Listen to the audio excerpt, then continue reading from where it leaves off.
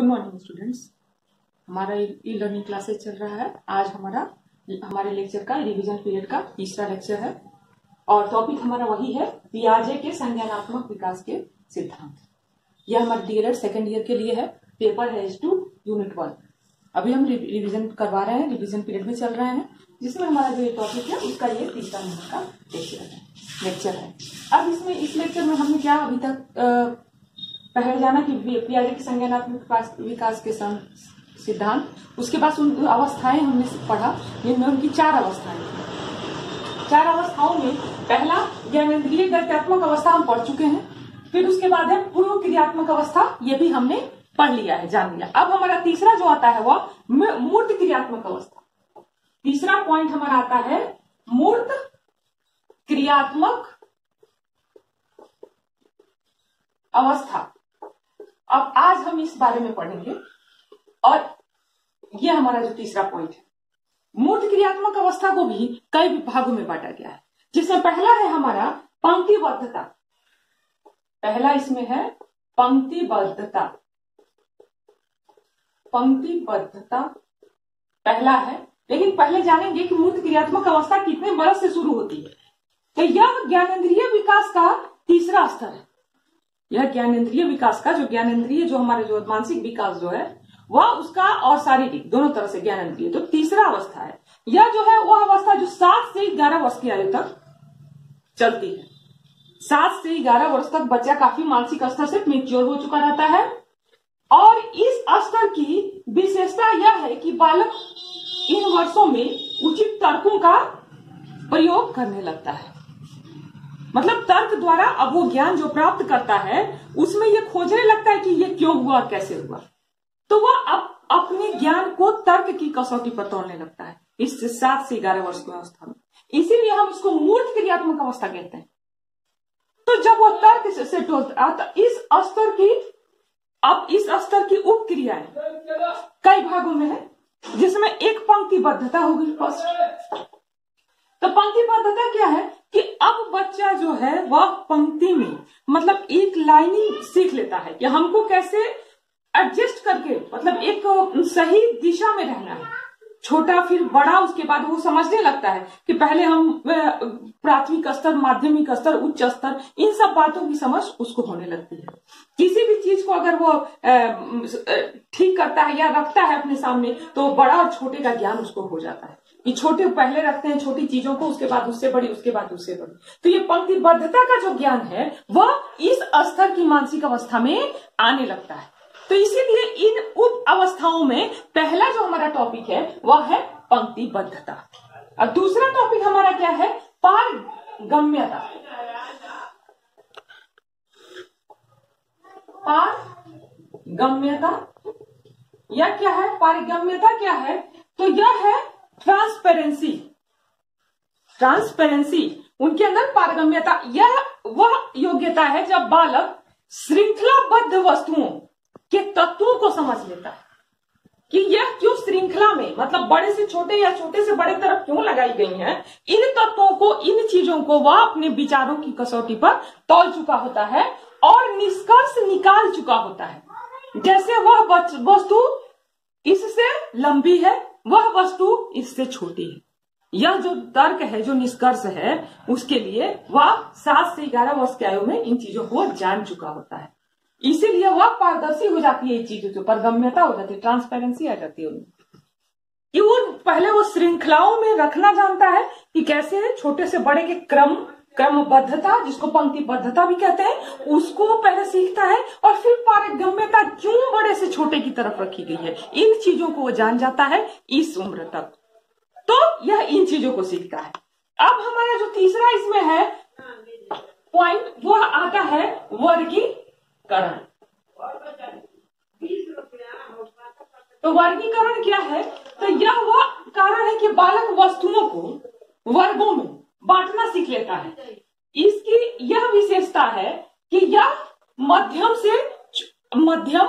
छोटा और बड़ा, मतलब यह चीजों को बांटना सीख लेता है वर्गीकरण के द्वारा। वह पहले कौन सी चीज वस्तु छोटी है, कौन सी मध्यम आकार की है और कौन सी बड़े आकार की है, ये वर्गीकरण इस अवस्था तक, इस मूर्त क्रियात्मक अवस्था तक बालक जान चुका होता है। तो यह हमारा जो हो गया उसका उपक्रियाओं में यह हमारा तीसरा पॉइंट हो गया, वर्गीकरण।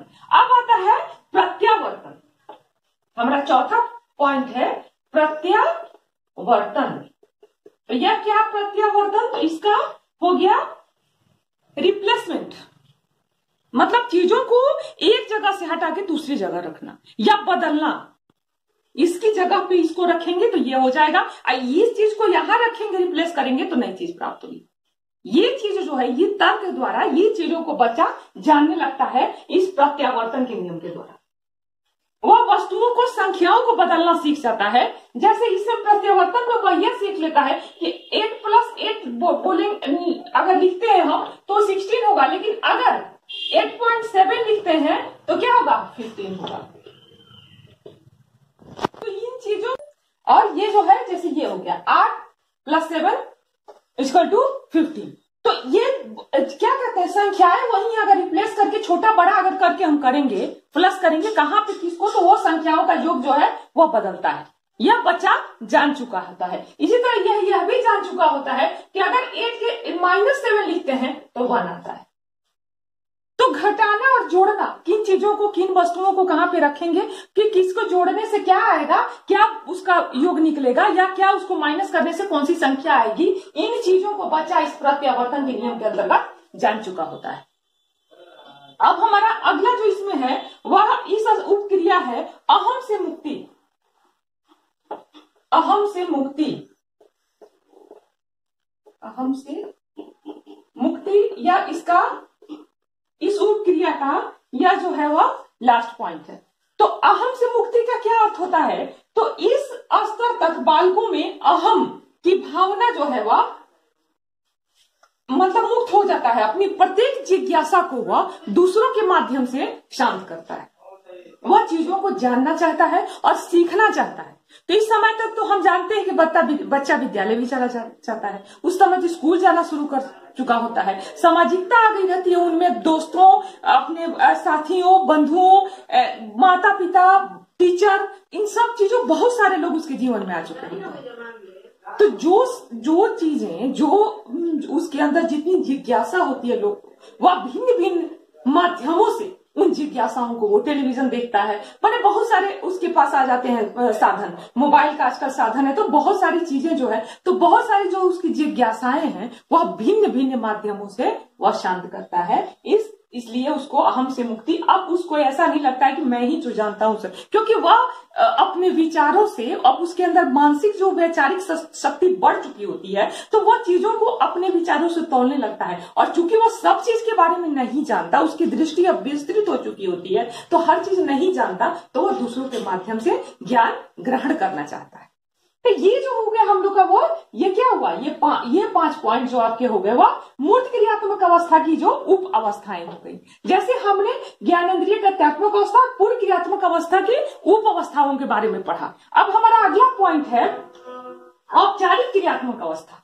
यह हो गया हमारा चौथा पॉइंट, औपचारिक क्रियात्मक अवस्था। औपचारिक क्रियात्मक अवस्था, यह हमारा चौथा पॉइंट हो गया।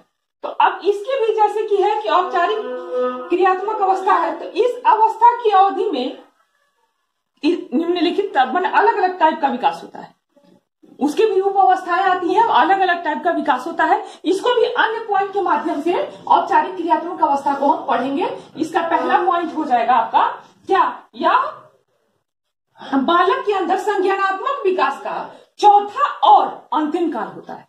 यह संज्ञानात्मक विकास का चौथा काल और अंतिम काल होता है। 11 वर्ष की जो अवस्था है जिसमें हमने इन 4 पॉइंट्स को पढ़े हैं, तो औपचारिक क्रियात्मक अवस्था इसमें आती है। तो इसका जो पहला पॉइंट है कि यह बालक के संज्ञानात्मक विकास का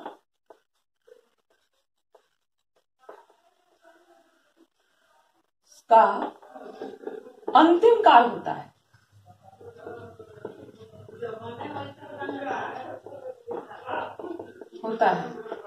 ये हो गया इसका पहला पॉइंट। दूसरा होता है इस स्तर पर किशोर अमूर्त चिंतन कर लेता है। मतलब मूर्त तो वो हो गया जो सामने होता है, तो अमूर्त चिंतन मतलब जो सामने नहीं है, कल्पना के आधार पर, वह अमूर्त चिंतन वह बालक कर लेता है इस अवस्था में। तीसरा इसका आता है इस स्तर पर किशोर अमूर्त, ये तो हमने पढ़ा, इस स्तर पर बालक भविष्य की कल्पना कर सकता है। तो तीसरा हमारा पॉइंट आ गया भविष्य की कल्पना। मतलब वह ये सोचने लगता है या कल्पना करने लगता है कि मुझे पढ़ लिख के या इस कौशल को प्राप्त करके मैं भविष्य में क्या कर सकता हूं या भविष्य में क्या बनूंगा, या ये कल्पनाएं जो है उसके अंदर अब आने लगती हैं। इस दौरान वह जो है वह सामाजिक मामलों मसलों के बारे में चर्चा करने लगता है। यह हमारा हो गया चौथा पॉइंट। इस दौरान सामाजिक विषयों की चर्चा।